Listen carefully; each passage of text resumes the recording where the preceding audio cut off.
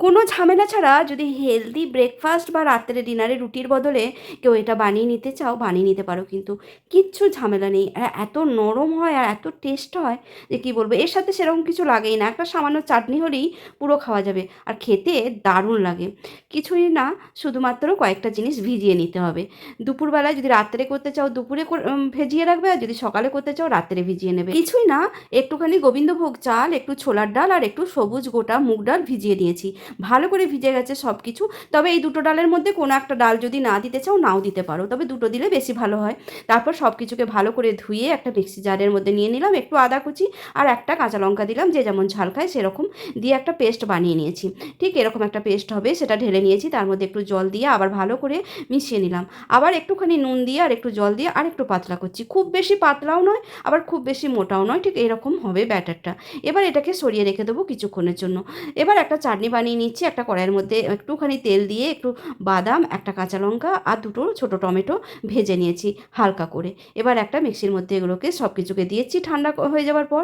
এবার একটু পরিমাণ মতো নুন আর একটু চিনি দিয়ে দিলাম 1 চামচের মতো, আর বেশ কিছুটা ধনেপাতা দিয়ে দিচ্ছি। এই চাটনিটা কিন্তু ভীষণ সুন্দর খেতে হয়, দারুণ খেতে হয়, মিষ্টি মিষ্টি, ঝাল ঝাল, বেশ ভালো খেতে হয়। এবার একটু পেস্ট করে নিচ্ছি, যদি জল লাগে একটু জল দিতে পারো। এর সঙ্গে কিন্তু কোনো তড়কা দিতে হবে না, মানে সর্ষে বা কারি পাতা তড়কা না দিলেও বেশ ভালো লাগবে। চাটনি বানানো হয়ে গেছে। এবার গ্যাসের মধ্যে একটা ফ্রাইং প্যান বসিয়ে নিচ্ছি। যে কোনো প্যানেই কিন্তু এই চিল্কাগুলো বেশ ভালো রকম করেই কিন্তু উঠে যাবে। এবার আমি দিয়ে দিলাম, তেলটাকে ভালো করে ছড়িয়ে নিচ্ছি। ব্যাস এইটুকু তেলেতেই কিন্তু সবগুলো হয়ে যাবে। এবার তাওয়াটা কিন্তু বেশ ভালো রকম গরম করে নিতে হবে। তারপর তেলটা দিয়ে দু হাতা ব্যাটার দিয়ে ভালো করে ছড়িয়ে একটু ঢাকা দিয়ে দিলাম।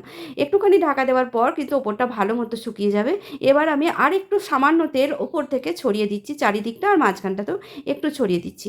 এবার খুন্তি দিয়ে ভালো করে কিন্তু তেলটাকে পুরো ওই ব্যাটারের গায়ে, মানে ওই চিল্কাটার গায়ে লাগিয়ে নেবো। দিয়ে তারপর আবার এটাকে আমি হালকা করে উল্টে দেবো। খুব সহজেই উল্টানো যায়, কোনো ঝামেলাই হয় না, তাওয়াতে লেগেও যায় না। এবার উল্টে এপিঠটাও একটু ভালো করে সেঁকে নেবো। দু পিঠই আর একবার দুবার করে উল্টো পাল্টা করে ভালো করে সেঁকে নিয়ে এটাকে তুলে নেবো। তবে এটা করতে এত ভালো লাগে না, মানে এত সহজে উঠে যায়, এই জন্য কিন্তু ভীষণ ভালো লাগে। কোনো তাওয়ায় লেগে যাওয়ার কোনো ব্যাপারই থাকে না। যতবারই করবে ততবারই কিন্তু খুব সহজে এটা উঠে যাবে। এইভাবে ঘুরিয়ে নিয়ে ব্যাস ঢাকা দিয়ে একটুখানি রেখে দাও। যখন ওপর দিকটা পুরো শুকিয়ে যাবে আবার একটুখানি তেল ছড়িয়ে এটাকে উল্টো পাল্টা করে তুলে নিতে হবে। আর এটা কিন্তু ঠান্ডা হয়ে গেলেও বেশ নরম থাকে, তবে গরম গরম খেতে বেশি ভালো লাগে। এইভাবে সবগুলো করে নেবো।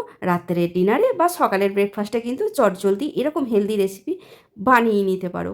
একবার বানিয়ে দেখো কেমন হয় সেটাও কমেন্টে জানিও।